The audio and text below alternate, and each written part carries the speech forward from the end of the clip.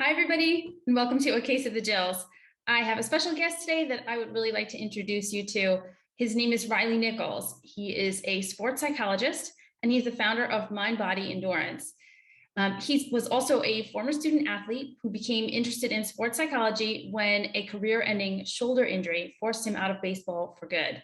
His challenges with mental health and injury was the initial driver of his desire to help others and provide support to athletes. He is a USAT coach and a running coach, and he's been doing that for over 20 years now. He has also done 8 Ironmans, and in his words, though, they were not terribly fast.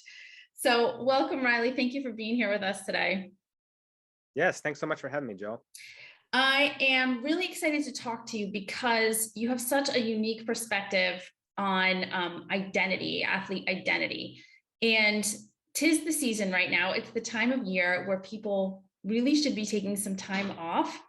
And I'm really curious to kind of understand why it seems so difficult for people to take time off, not just this time of year, but throughout the whole year as an athlete. And since you have such a great grasp of this concept of identity and sort of that inertia to keep going forward as an athlete and like never stop, never give up, just to dive right in, can you tell us why athletes don't want to take time off? What is going on there?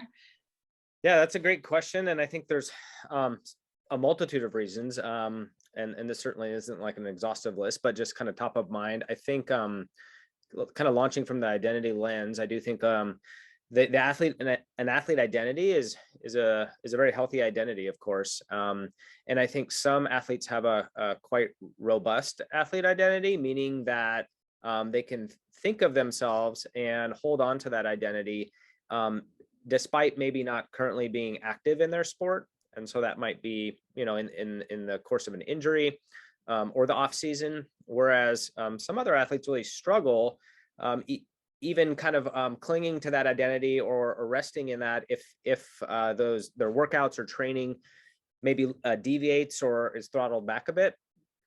So that can be a challenge. I do think there's a social piece with training groups and whatnot too, that kind of the fear of missing out of workouts, of being with others. A lot of triathletes that I work with are extremely competitive, which is wonderful. And there's sometimes is a fear that if I take time off, then that will negatively hinder my preparedness for the upcoming year, upcoming season. I find that fear, unfortunately, is a driving force that for a lot of athletes renders them unable to adopt and respond in a way that is scientifically based. So periodized training, there's rest periods in any training cycle, training year. But sometimes the fear and anxiety about taking that time off really propels some athletes to experience notable worry and anxiety when they are taking time off, or kind of negate that altogether and not take needed time off that maybe they know they should take, or their coach stresses is important. And so those are just some of the reasons that I guess come to mind. I think it's really interesting that we're coming at this. You're a psychologist, and I studied psychology, so I think it's really funny that we started this topic by saying, well, people are not taking time off for any physical reason. We didn't even make that a possibility. Sure. We're just like, there's got to be a psychological reason why people don't want to take time off. So what you're saying is that despite the fact that we logically know as athletes that time off is necessary from a physiological perspective, right? Our coaches tell us that, and we understand how physiology works. We know that we actually need time off in order to recuperate and rejuvenate tissues, et cetera, et cetera. But yet we don't do it for these extraneous reasons, which, as you're saying, are actually going to detract from our performance eventually anyway. Can you say more about how all of those things, as compelling as they seem, if it's the FOMO, if it's the fear of how you're going to be less prepared, can you speak to how those things eventually lead to poor performance physically, even though it's coming from sort of that angsty source of not wanting to stop? Certainly. Yeah. I think there's a multitude of benefits, like you said, of taking time off, of course, physiologically, but also psychologically. I think of just burnout in general. Triathlon itself is a very demanding, time intensive sport, of course. And I think brain and body, there does need time to kind of recoup and recharge for a multitude of reasons. And I think when that is not prioritized, that absolutely will at some point kind of translate in performance. So whether that's kind of plateaus in terms of fitness gains, or kind of performance decrements, or overuse injuries as well physically. So I think it's a matter of time. The thing that I'm struck on a daily basis in working with athletes is just the resiliency of the human brain and body. And I think even despite kind of enduring conditions internally and externally, whether that's training load and whatnot, that maybe are unbalanced and unwholesome, the body and brain can kind of hang in there for some time, which is pretty remarkable. But that time is finite. And so some athletes can maybe last a course of a training block or even a season and kind of stay intact and not break down physically or have performance really be impacted. But it is just a matter of time if kind of like these discrete periods of rest on a weekly basis and training cycle basis are not prioritized. So I've yet to kind of meet an athlete who's been able to evade those performance decrements, but by not really taking time off. And I think I can kind of conceptualize in my work with athletes, for whether it's performance issues or more clinical issues, is really trying to foster trust and security in a multitude of ways. And I with oneself, with their body, with their training plan. And I often find that athletes who are resistant to kind of maybe taking time off that's needed operate from a place of kind of insecurity and distrust too. And so that's just something that's a constant kind of dialogue in my work with athletes kind of in this space. So some of the work there is about sort of unraveling maybe assumptions that athletes have. I feel like there's this kind of mindset of push, push, push. It's mind over matter. Your limits are in your head. And so what you're saying is that even if you can kind of push yourself to an extent, that at some point that will catch up with you. Yes. So the short answer is absolutely yes. I find that the athletes that I work with, and probably a lot of athletes that extremely driven, motivated, committed endlessly. I don't need to do any pushing with the athletes that I coach and work with, like at all. They're very self-driven. And I think that that sometimes there's this notion in sport culture, especially in endurance sports, is to kind of grind and push and override your body's cues and your mind's cues to kind of override that. And sometimes that's adopted in a quite literal sense, where then you're operating from a training standpoint in a way that just is not sustainable, is quite unwholesome. And I think there is a finite period of time, if that's in a workout or in a race, right, where you do have to kind of grind and really push past kind of your limits. But it is a finite, very limited time period that I think some athletes overgeneralize and kind of extrapolate and think that I have to adopt this kind of way of engaging in training and just being in my sport that has that mentality kind of continuously, right? And I think that really is disadvantageous for having longevity in the sport, for having consistent performances, and I think takes a lot of wisdom to know that you only have a certain number of matchsticks to burn, right, in a race, in a training year, and you have to be really strategic about when you kind of go to the well in training and or racing.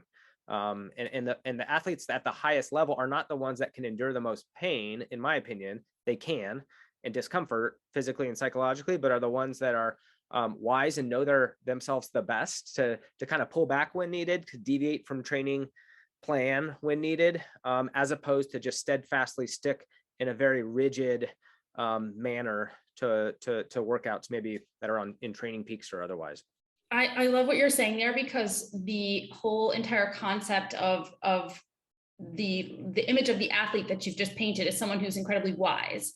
And it's a very hard thing to achieve. It is something that a lot of us really struggle with, because you can be the best athlete in the world, but if you lack the wisdom to be judicious with how much you output, right, you absolutely will blow yourself up. Which is, by the way, we hear from sports psychologists often, we hear from coaches often, we don't often hear from someone such as yourself who is both. And I just want to remind people that there are people out there like Riley here who really do sort of help you meet your needs on both sides. This is not an ad for, mind body endurance here. It is an effort to try to get people to realize that to be the best athlete you need to be, there are many parts of the body that are involved, but there's also your mind that needs to be adjusted as well to understand what's necessary for success. So I love that. And we started off talking a little bit about fear, and I would like to talk a little bit more about some of those more fear-based reasons why people don't want to stop training. And to be totally transparent, a lot of the people that watch this channel are very apprehensive about any sort of pausing in training or reduction in volume and intensity because of what people fear will be the outcome from a body image perspective. Going into the holiday season, in and of itself, presents challenges for lots of people. And also the fact that this is a time of year where there's typically less races unless you're traveling to someplace warm. We're talking about triathlon or ultramarathon or races in general. There's less. People typically should take an off season right now. It is critical for their longevity, as you said. So can we talk a little bit about some of those unhealthy assumptions that athletes tend to have around body image and taking time off? Yeah, I think this is a complex kind of area that is quite nuanced, and I think kind of presents itself a little bit differently for each athlete, of course. I do think I think in sport, and especially endurance sport, like our bodies are the vessel and the vehicle to perform, of course, and that's not going to change anytime soon. But I think because of that, sometimes there's this notion whereby, taking time off might change kind of one's body, whether that's from a fitness standpoint, an aerobic, anaerobic capacity standpoint, a body composition standpoint, and or a weight standpoint. Because weather is maybe not as conducive to getting outside and training as much as the warmer months of the year. Holidays, maybe you're traveling and schedule just looks a bit different. You might be on vacation with family, rightly so, or friends. And so because of that, sometimes it activates maybe this concern for a certain subset of athletes that, their bodies might negatively respond to these conditions around the holidays. And that can evoke a lot of worry, kind of insecurity also. And I oftentimes find that like worry and insecurity and fear can cause us to kind of cling to things that are comforting and kind of self-soothing, even though they might be somewhat maladaptive, right? And I think that this is where kind of the fear kind of comes in, and that, man, so many athletes I'm sure that watch your channel are very committed to their training, dedicated in their sport. And that's such a strength, right? And I always try to nurture and reflect that. I oftentimes think when fear comes in, it almost like negates that strength or pushes it aside. And some of the athletes like aren't able to hold those strengths that are well entrenched probably for most all of their lives. And so they operate from this place whereby if they don't keep hammering and keep on top of workouts exactly as planned, or tighten up their eating, right, in the off season, then fill in the blank here too. And some of that concern really can kind of be a catalyst to kind of be more attuned to body and changes in your body and just how you feel in your body too, from just maybe not training at the intensity or volume that you're accustomed to, like mid-season. And sometimes there can be a greater preoccupation with your body, weight, shape, size, and how you feel in your body image. And that can really have a multitude of implications far and wide, not just from a headspace standpoint for the energy and time that you spend thinking about your body, but behaviorally too, what you do in response to that, whether that's food, training, also. And so there is like fear kind of intertwined kind of in that experience of when body image distress or body dissatisfaction maybe is elicited and present with athletes oftentimes.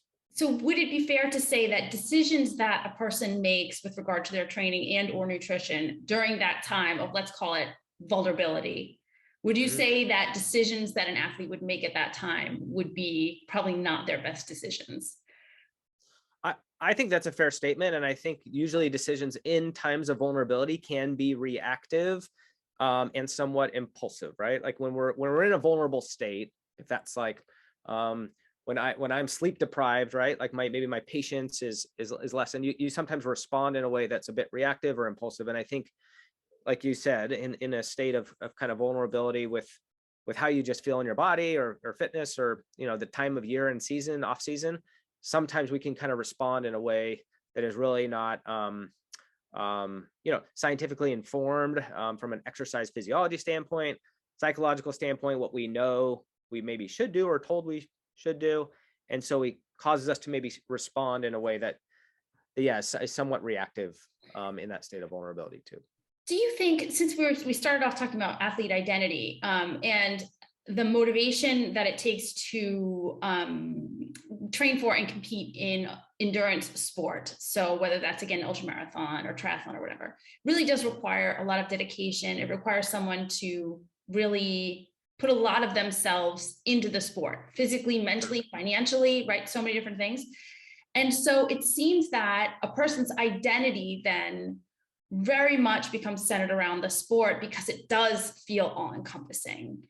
And so when a person needs to take time away from that, the person feels that they are less of that thing they want to be, right? Because they're actually not engaging with it. What are some strategies, or what are some ways that athletes can know that that is really not reality? It feels like it's real. It feels like we are somehow better athletes on days that we're working or in training than we are on rest days, or that we're like really who we need to be in the middle of the season. And then on the off season, we feel kind of like out of touch with who we are. Can you talk about why that is totally not reality, and why that sensation, although it feels really real, it is really not based in any kind of reality at all? Yeah, I think sometimes there's this sense from an identity lens that we are like sport is who I am rather than what I do. And I try and kind of flip that, right? Like, I mean, you're a person and human being first and foremost, an athlete secondary. And unfortunately, due to like what you said, that enormous time demands, financial demands, the commitment poured into, sport, endurance events, that it can really become an all-encompassing identity. And that really has, is quite a risky proposition from an identity lens, because then if your performance is not meeting expectations, if there's injury, transition out of sport, off season, it can really threaten that identity. And so, I think of athletes who are long retired from sport as, in my mind, man, they're still athletes. It looks a little different, right? In terms of their competitive, their competitiveness, or if they're still, racing. And some athletes are able to hold that, right? That identity, regardless of whether or not they have workouts today or a brick workout scheduled for tomorrow, or are in a period of rest, right? And I think that's a challenging thing to kind of like shift towards, but it is so needed, because there's like, think about identity as like roots of a tree that are kind of far reaching and can kind of stabilize a tree in like storms and wind and all kinds of weather, right? It doesn't kind of totally disorient you and rock you. And that's what I think from an identity lens too, and really trying to foster and leverage that athlete identity, but also to not have it be so contingent on the here and now, like the today, this week, that I, and what I have found too for athletes who struggle with kind of more of underdeveloped sense of self and identity, specifically around sport, is that their athlete identity almost resets on a daily basis. Interesting. Right? So you're on this like perpetual hamster wheel that you can never get off. And then the day ends and it almost like resets. And it's like that next day you've got to like foster and uphold that athlete identity. And usually for most athletes, they go towards like workouts. What am I doing to better myself from a fitness readiness standpoint? And I always operate from like a strength space. Most of the athletes that I work with, and probably, like, it's not hard to get in workouts. Like, the workouts are challenging, but they don't need to kind of be like really kind of kicked in the butt to get out the door and get them in. That's easy for them. What is challenging for them, and most athletes in endurance sports love challenge. They love challenge. But I would argue that endurance events in the training is easy.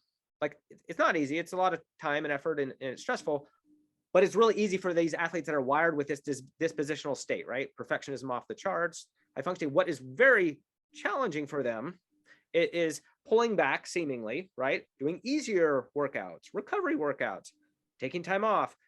That utterly like gets a lot of athletes very uncomfortable, right? But it's just utterly needed in a multitude of reasons, much less to kind of foster and cultivate oftentimes that underdeveloped area that they have, or that skill set, too.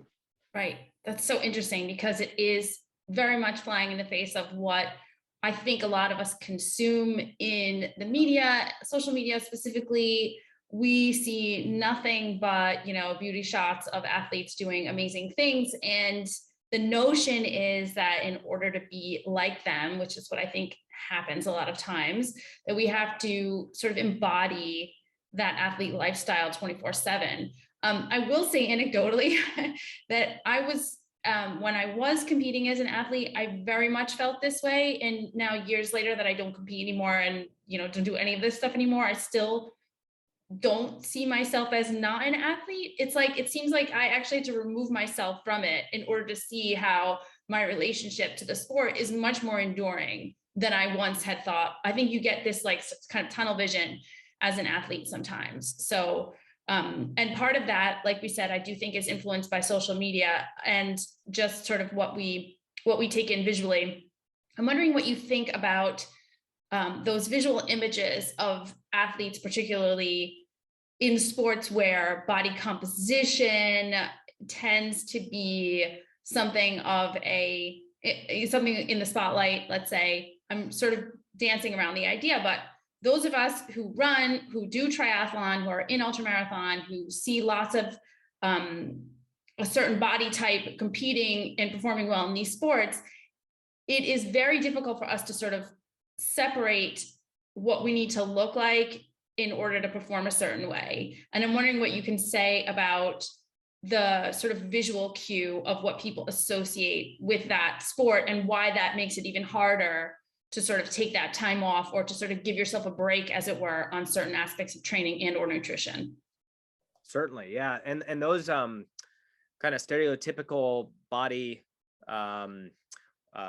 sizes and kind of are kind of sport specific, right? They're stereotypical bodies for certain sports that are just there, kind of hardwired in our minds. Like, cyclists tend to look like this build and swimmers like this. And I think, yeah, that's a very delicate kind of area for a lot of athletes, because sometimes there's a perception that my body composition or weight, shape, size doesn't fit for my sport, and so therefore I need to make efforts to like make it fit.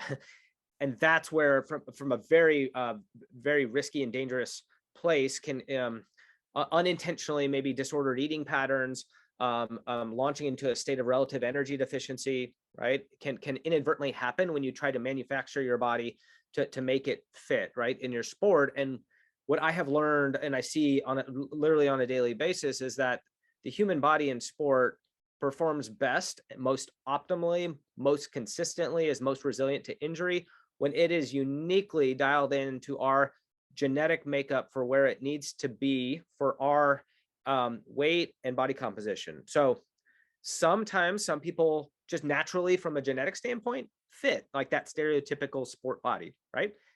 And then other times it deviates. And that's actually, it's sometimes challenging for a lot of athletes to kind of accept that reality. If maybe real or perceived, it doesn't like fit the stereotypical body in their sport.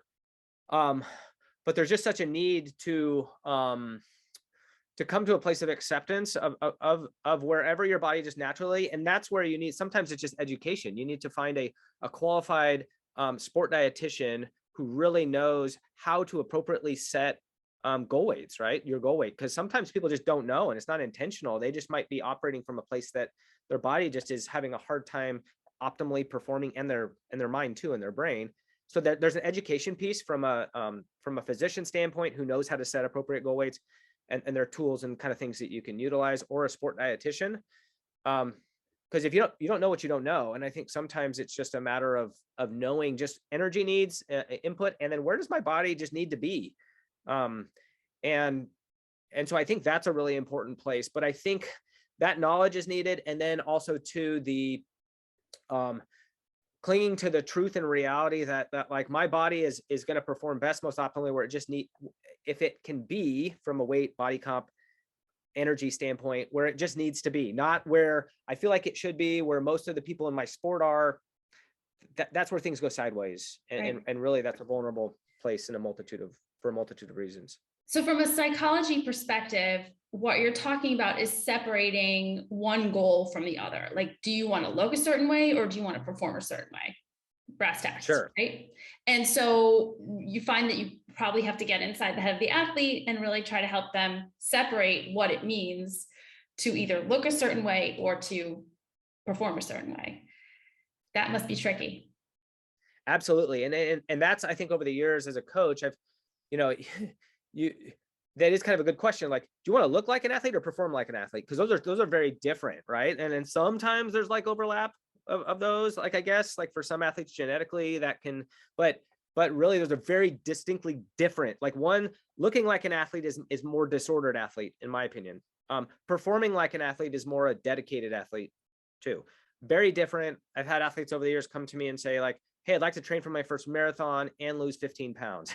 Right. And I'm like, oh, okay. Like, first of all, I'm not in the business of kind of helping people lose weight. And second of all, I've heard a lot of, sport dietitians say, choose one or the other. like you're training for a marathon, or kind of maybe we're targeting just your intake and trying to be more mindful of that. Like, trying to do both simultaneously really has really adverse consequences, of course. But sometimes if that happens organically, okay, that's fine. But if that's like the goal, right, of to like change body composition while training, that's where really there's a mismatch too, because just inherently to decrease body weight, there needs to be a mismatch of energy, and your body kind of needs energy to sustain training demands, make training gains and whatnot too. So do you think that people come to the sport, these endurance sports, like to try to be something different? I mean, I guess what I'm asking is, how many people do you work with that have come to triathlon or running or whatever because they're trying to do a lot of things with the sport? Like, they're trying to use this sport to really move a lot of baggage at the same time. And what does that look like as a practitioner? What is the shape of that? Yeah, it's not perfectly divided into thirds by any stretch, but for simplicity's sake, I do think there's kind of like a subset of the population who like enters into the sport because wow, this seems really challenging. I love challenges. I want to see if I can do this, right? See if I can do this. So that there's absolutely that. There's another subset maybe who come into triathlon. It's like 3 disciplines who maybe inherently have somewhat of an enjoyment of exercise and moving, but a bit of an unbalanced, unwholesome relationship with exercise too. And this just kind of is a platform for that, right? It kind of fits. Wow, I get 3 sports now, and I can invest in, wow, this kind of like fits, right? And it kind of almost can fuel the beast there, right? And then there's another subset maybe who come in largely for, wow, if I do all this training, then potentially, improve my health, which is great. But there might be some potential changes in my body that I would like to happen as a byproduct. Right. And so it's really, as a provider, it's really trying to discern like every athlete's why. Like, why are you doing this? Why? Like, why? Because there's a multitude of reasons why. But it's really drilling down and trying to help the athlete be really honest with themselves as to why I'm doing this. Like, what's my motivation here? If I'm really honest, right? Not just what sounds nice, but really, why am I doing this? Because I think that's really helpful as a provider to kind of be attuned and to push into that and to kind of unpack the why. And you can really understand, it's not for me to say this is bad or wrong, but just more reflect, kind of what I'm hearing and maybe the motivations and reasons for engaging in, in sport too. Amazing. That's a lot. That's a heavy load to carry for sure, to try to work through all that with an athlete. That's a lot.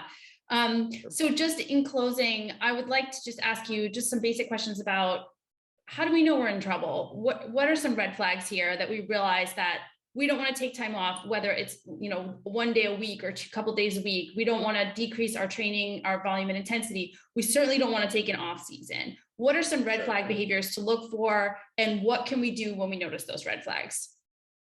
Yeah, great question. So there's several things that come to mind. One is I think about in terms of like flexibility. How flexible are you with your training and working out and involvement in sport?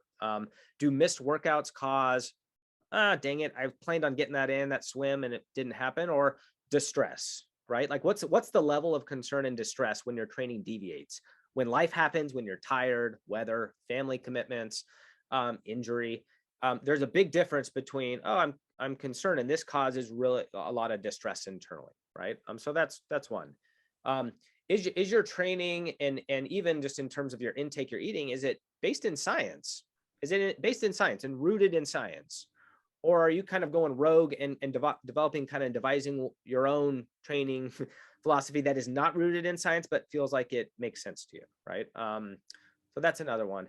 I also think just in terms of how much time and energy this occupies, not just from a time standpoint, that's one, because you can be involved in like endurance sport and have somewhat of a balanced life in terms of filling those other buckets and parts of identity, socially, family-wise, career-wise too. And then it can totally overtake other people also, right? So from a time standpoint, but also too, how much headspace does this occupy on a daily basis? That's also, I think, really indicative. And if you find yourself really devoting a disproportionate amount of time, effort, and energy poured into thinking about your training, pouring over Strava endlessly to kind of see what other people are doing, what I'm doing, making comparisons and feeling less than or inadequate, that just really is exhausting, but also too, the resources devoted to that is really telling of kind of how balanced or unbalanced or wholesome or unwholesome kind of sport is, in your life. If sport is kind of negatively contributing to discourse in relationships, family relationships, romantic relationships, and otherwise, and you're disregarding maybe concern that others are having, I think that's also really telling. So I think about, like, to your question, how interfering is sport just in a multitude of domains in life, and you can even loop other people in that that are close to you, and can speak into that too, right? Because I think we all, myself included, have a very limited perspective. We live life through our own two eyes, right? And I think the level of interference in terms of internally, in terms of behaviorally, relationally, is indicative of, like, is this problematic or not? Do I need more professional help kind of addressing some of these things where I want to have sport part of my life, but right now it just really has a really kind of disordered place in life. And I think thinking about how interfering it is, how little freedom you have in a multitude of ways with sports. So I think those are just some questions to kind of ask yourself in getting an honest assessment. Right. Okay. And so the next step would be seek out a sports psychologist, seek out a coach or a sports dietitian, depending on where maybe the area of need is. What is your first line from your perspective? Yeah, great question. I admittedly am biased, being a sports psychologist myself. Yes. And I think that some of these issues maybe are, yes, if it's like just lack of knowledge from like an energy standpoint, like input, I do think a qualified sport dietitian can do a great job speaking to that in terms of fueling before, during, after workouts, off season, even too, that can be great. And for some athletes, they're able to really respond nicely to kind of those cues and that information, which is great. Otherwise, from an identity standpoint, from like a relationship with your body and sport, that's kind of more hardwired and kind of ingrained internally. And I think it takes a qualified mental health professional that's trained and sensitive to working with athletes too, to address that in a sensitive and attuned manner to kind of help an athlete kind of have greater awareness, insight, and understanding into some of their internal processes that maybe are contributing to kind of like some unwholesome clinging in certain ways too. So, and I think a qualified sports psychologist or mental health professional can then loop in appropriately other providers, whether that's sport dietitian or a sports medicine physician or otherwise, to kind of like, kind of have a multidisciplinary approach, or coach, obviously, Awesome. if and when needed. Yeah. Awesome. Thank you so much, Riley. Dr. Nichols, where can we find you if we want to interact with you or consume more of your content or find you in the world? Where can we find you? Yeah, so unfortunately, I'm somewhat absent on social media, but that's my website. You can find me there. It's www.mindbodyendurance. So 3 words, mindbodyendurance.com. And I'm also available email, Riley, RILEY, period Nichols, NICKOLS, at mindbodyendurance.com. And I will link everything below for all of you. Thank you so much for being with us today, and I'll see you all again soon.